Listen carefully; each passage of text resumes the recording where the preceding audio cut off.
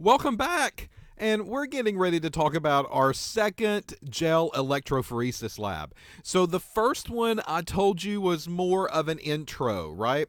This intro was really to get you used to the electrophoresis chamber and casting an agarose gel and making the agarose gel, loading samples up into a well, and just looking at banding patterns. That's really all that we were doing. So the first one was an intro, and if you've made it this far, check. We can put a check mark beside of that one, and we can move on. And this time, we're going to up the ante on you a little bit. And the reason is because we want you to give you a normal DNA sample now, right? So in the previous experiment, you got these colored blotches. That's kind of boring. That's not really how real life works. And in this experiment, what we're going to do is we're going to do basically the same thing. All right? Except now, instead of colored blotches, you're actually going to get some banding that happens in these lanes. All right? So the concept of this lab is the same. We are looking at parents for a child. Okay? And the concept's the same. Making the agarose is pretty much the same. Making the buffer is pretty much the same. Analyzing it in the electrophoresis chamber is pretty much the same. But then at the end product, we're going to do something a little bit different this time. And then your gel will actually have banding patterns that we can compare and contrast in order to figure out who these parents really are. Okay? All right, so let me pull up your laboratory document, and you're going to see that this probably is a little more complicated than what it needs to be right now.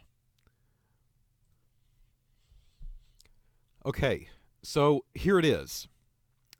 The lab procedure is called DNA paternity testing simulation. So the objective of the experiment is to introduce you to the use of DNA fingerprinting in a hypothetical paternity determination. All right, so first things first, is this really someone's DNA? And the answer is no, not really. This is still what we're going to regard as a simulation. Okay? So we are seeing banding. We are seeing products here. We are seeing the real thing of what it should look like. But are we using someone's real DNA sample? And the answer is no. All right? So if you see that question, maybe on a pre-lab assignment or something, then that is the answer to that question. This is not real DNA still. We have not taken you into the lab, and we have not extracted your DNA yet, and we have not said, okay, now let's see what it looks like. And until we do that, these are going to be simulated DNA samples. Okay, so as I scroll through the lab document, I'm going to flip, and then I get to the first page. I keep talking about the banding. I keep talking about the DNA fingerprint. And that's what you're seeing now over on the right-hand side of your screen. So let's take this image for a minute and let's just talk about it. This is probably similar to what you're going to see at the end result of this. Now, your banding or your fingerprint will look a little different, but this is kind of the objective here this time. So over here it tells me which lane is which. Lane 1, lane 2, lane 3, lane 4. And it looks like lane 1 in this example is the mother, and then lane 2 is the child, lane 3 is the father, and lane 4 is an unrelated person. So here up at the top, I'm just going to put maybe M for mother, if I can get this to right. Number 2 is the child, and number 3 is the father, and number 4 is unrelated. So this is how you need to do this. This is the child that's in question. We want to make sure, is this the mother and is this the father? So this is the easiest way for you to do it, people. Trust me. All right, so in lane 2, this empty mark up here, that is the presence of your well. that you made in the very first lab when you did it maybe last time, right? And your sample has moved from the well. And as we travel down, we see a band. That happens right here with this child. All right, compare and contrast. If I go left-handed, I see that this band matches this band.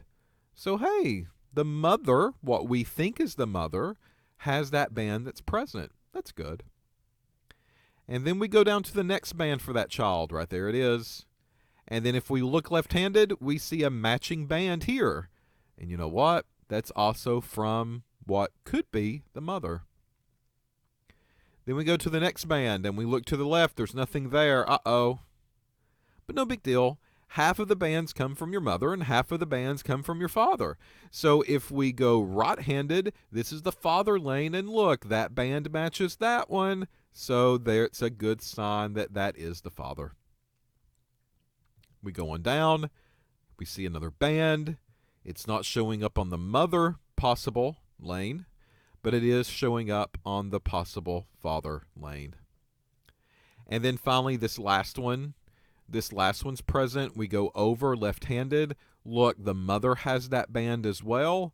So that is another good sign that that mother is the real mother to that child. But the reason that they give you this unrelated lane, look at this last band. Over here to the very last lane, it matches that one. You know, this is not uncommon, right? I mean, we all are going to have certain size fragments, and these fragments could be the same, but they will not be an identical match. So the reason that they're showing you that last lane is to let you know, listen, you can have matching that happens. Just because one little band matches doesn't mean anything. You want multiple bands to match. And if you look at this mother's lane, 3 of those bands and 2 of the father's bands kind of work out here. And we have 1, 2, 3, 4, 5. 5 bands that show up on the child. 3 from this side, 2 from that lane. And look, only 1 really cross-referenced that unrelated person. So if I had to make the decision, I would say, okay, my 2 people, male and female, to make this baby, is probably going to be the first lane and the third lane. I'm not going to pick the 4th lane because only 1 band matches. And that's what we basically are calling this paternity determination. And that's what you will be doing in this lab. Okay? You will be analyzing DNA samples that are already prepped. You will load those into your agarose gel that you will make. You will analyze those and band them out. And then you will cross-reference the fragmentation pattern or the fingerprint, and you will help determine which mother and which father goes along with a child. Okay? That's how this process is done. So up here at the very top, this is some of your background information. It says DNA fingerprinting, which is what this process is called, is also called DNA typing. So don't let this kind of throw you for a loop. They're talking about the same thing. It's a great pre-lab question. It's also a great final or midterm question if you have to take a test in this class. So DNA typing and DNA fingerprinting are basically the same thing. No big deal. Something else that I think is kind of nice is that they are wrapping blood typing up into this lab experiment. We've already done blood typing, right? You've matched your own blood. You've typed it yourself. You've figured out what kind of blood that you have. So blood typing is great in forensics. Not a big deal at all. But if you carefully read the statement, it says that it will exclude a suspect. Meaning that if we bring someone in and we question them and we think that they did it, if their blood type does not match the blood type on the scene of the crime, then they probably maybe didn't do it, right? So it will exclude them. But if that suspect had A positive and we found A positive blood, we can't prove that it was that suspect who had A positive because tons of people have A positive blood. So it will help exclude and leave out people in question. And that's what that statement's basically about. DNA, on the other hand, is a little different because DNA is very specific to one person. And that's the magic and the beauty of analyzing a DNA sample from someone. If you find this at the scene of the crime and it is brought into the laboratory to be analyzed, then no big deal, right? We can analyze the fingerprint. We can look at that fingerprint. We can take a DNA sample from a suspect and run that alongside it. And if it matches perfectly all the way down, then this is almost a 100% chance that this person was there, unless you're O.J. Simpson. Okay? So paternity determination is really what we're doing again for the second time, but once more, it's using real banding this time, and it makes you think that you are running a real sample, which is why we're leading up to more and more complicated lab experiments with DNA testing. A couple of other reasons that this is used, not just for crime scenes, but here you're seeing an onslaught of different choices that someone might need a DNA sample to be analyzed. The first one, of course, is rape. Who is the raper? Does that DNA sample match that person or match that suspect? The other one that they've listed here is immigration. Problem here with immigration is that as people typically are crossing the southern border, what your border security agents are finding out and immigration custom is finding out is that some of these people have children with them. And they are using children as an scapegoat to come across the United States border a little bit easier. The problem is that these children are not really their own. These children, their mothers and fathers maybe are staying south of the border, and they are letting these people take their children because they might have a chance in the United States. So sometimes they're giving them over maybe to a complete stranger. Over that trip or that journey, it's not uncommon for these children to be raped or sexually abused. And then they get to the border. They cross the border as a family cohort. And if they have children, well, they handle them a little bit differently, right? So now what you're starting to see is that they are beginning to do DNA testing on these people that are claiming these children are theirs. And if they are theirs, their DNA fingerprint should match the possible mother and possible father, or at least people who claim to be their mother and father. And then if it does match, they are identified as a family cohort. They can take the child's DNA sample and do what you're getting ready to do and compare the mother lane to the father lane to see if they really are a family cohort or not. Typically what happens is that if they do cross the border and they are not their children, they are sometimes sold into sex trafficking, and they are sometimes abandoned and left out to their own devices to kind of make their life in the United States after that point. So immigration is really cracking down on the DNA types of tests and people claiming that they are these children's mothers and fathers and family when in fact they really aren't. Next, matching children with parents who were mismatched at birth due to hospital errors. That's probably pretty low, but we do see that sometimes. We also see children, of course, that are put up for adoption, and those kids maybe never will find out their mother or father. And maybe as they are growing up or as they become an adult, they would like to know who their real mother and their real father is, and DNA can help prove that. Okay? So that's kind of the background of the lab that you're going to be doing this time around. We've said this before, but I think that I'll just kind of pinpoint it again. A child's DNA is a composite of the parent's DNA. So the child is going to get half from the mother and half from the father. If the child does have sisters or brothers, you do not look identical again, right? We've already talked about this before. Sisters and brother have similar DNA, but they are not exact, meaning that the fragmentation patterns are going to be a little bit different. Your DNA fingerprinting is going to be different. They will be similar. they will be extremely close because you have gotten your DNA from your mother and your father. Both of you have. All of you have, right? The difference, though, is how that DNA chain is put together. So, how it's put together relates to different fragments when they begin to cleave, and different fragments could leave rise to very small differences in the fragmentation pattern that you're seeing in the electrophoresis gel.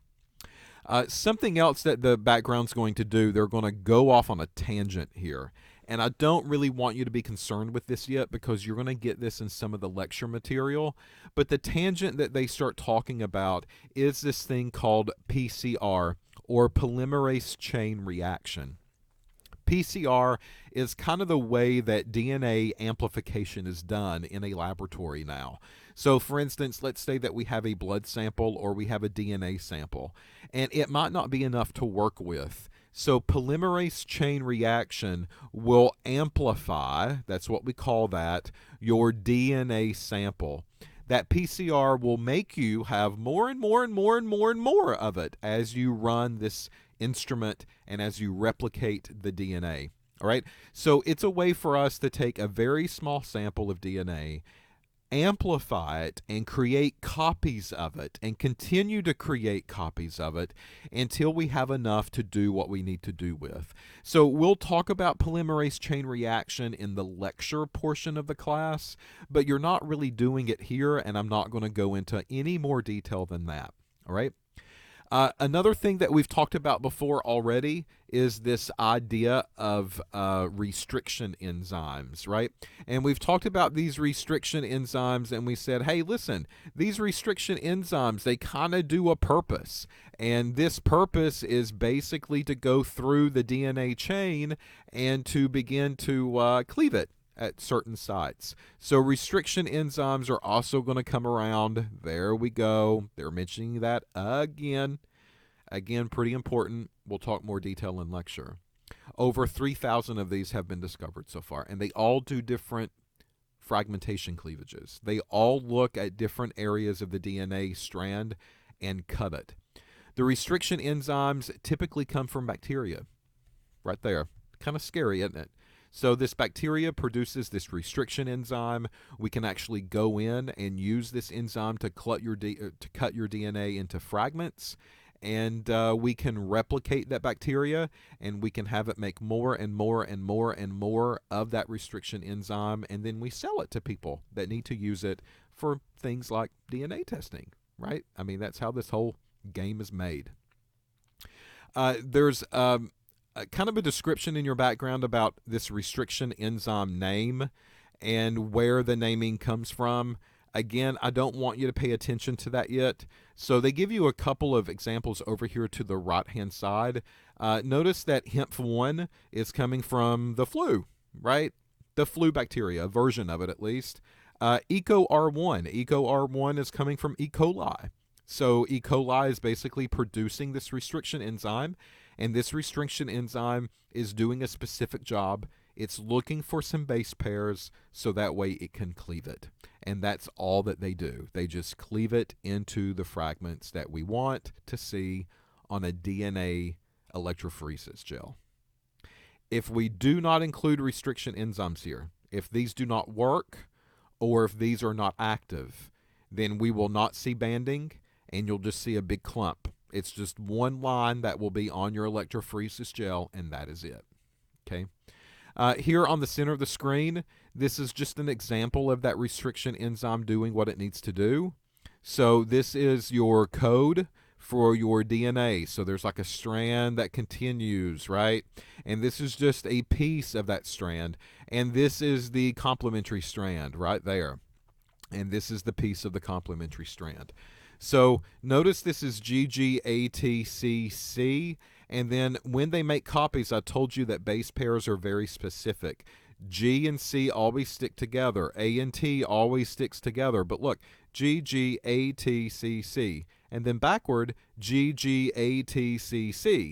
So when you see that area, this restriction enzyme recognizes that and it cleaves it. So it cleaves it here, and it cleaves it here, and then that DNA now is broken up into two pieces. And then it will continue on down the chain further and further and further until it finds that again. This PSTI, or PST1 really, that PST1 is looking at a different area to cleave. So here they give you an example of how it cleaves, and they all will have their own. All 3,000 choices that are out there that you might want to use. If you scroll on through the background information, they're going to talk about these mutations that could happen. And they go in through this description about, listen, this is a recognition site for EcoR1. And with this recognition site, it's going to cleave your DNA at that position.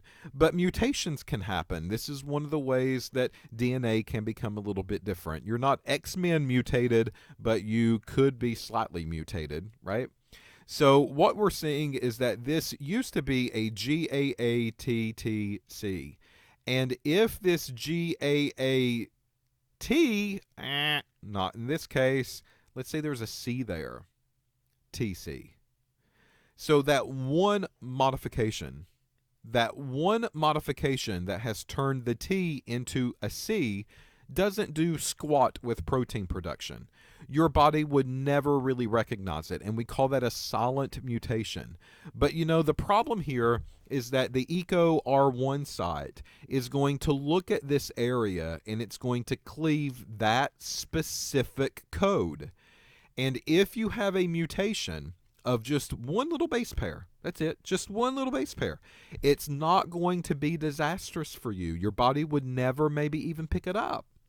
But the restriction enzyme will not cut it because it doesn't match the template that it needs in order to cut the DNA strand. And hence, we get different fragments because of that. All right, so just another way that people's DNA are a little bit different, even when it comes to brothers and sisters. Really, the only truly DNA that could be the same would be identical twins, people that look exactly alike, talk exactly alike, maybe even think exactly alike. You know the ones that I'm talking about. Those two DNA fragmentation patterns would look almost identical all the way down, okay? They're going to go into this description of alleles. I don't want you to worry about that yet. They're going to go into more description of the PCR. Again, I'm not going to want you to worry about that. That does not happen here. And then they give you a complete diagram of the PCR analysis as it goes forward. Again, we'll talk about this much later. That's more lecture-driven and not laboratory-driven. All right, so in this procedure, you're seeing a very similar diagram that you saw before. You're going to pour your agarose gel and cast it, and then you're going to take the comb out to create your wells. Your samples are going to go down into the wells, into the chamber. Your samples are already going to be divided up for you. Make sure you use a clean micropipetter tip every single time. And then these samples will be into the wells or go into the wells. You'll put your lid on it, apply the voltage, and then you will take your gel out. The DNA banding will typically be very faint in color. So this is where this lab becomes different. At step number 5, what you're seeing here, step number 5 is going to want you to stain your gel. And the stain is going to be Instastain blue or flash blue. We will bring out what we want you to use. A couple of different choices of staining. But what happens is that you're going to slide your DNA gel into this tray that has this stain, and you're going to let it sit in there, and it's going to darken these bands up for you, all right? And then you don't want it to sit in the stain too long because it will get too dark and you won't be able to see anything. So then you're going to take your gel out, and what they don't really tell you in here is that a lot of the times it requires a rinse. So you typically put your gel into a new container, and then you put distilled water in there, and you just let it soak, and all of that extra stained color will leach out, and it will rinse your gel. So that way your gel is becoming clear and your bands become a darker blue color. So this is just an example of what they're showing you here. Yours will probably not look like that, but that is just an example of what goes on. All right. As you flip through the lab document, you're going to see the same directions that you saw last time. I'm not going to go over these again. Again, just remember, wait 20 minutes for your gel to be finished, and you also want to wait until that agarose becomes 60 degrees or less. The recipe down here for your agarose is the same, and the reason is because we're still using a 0.8% agarose.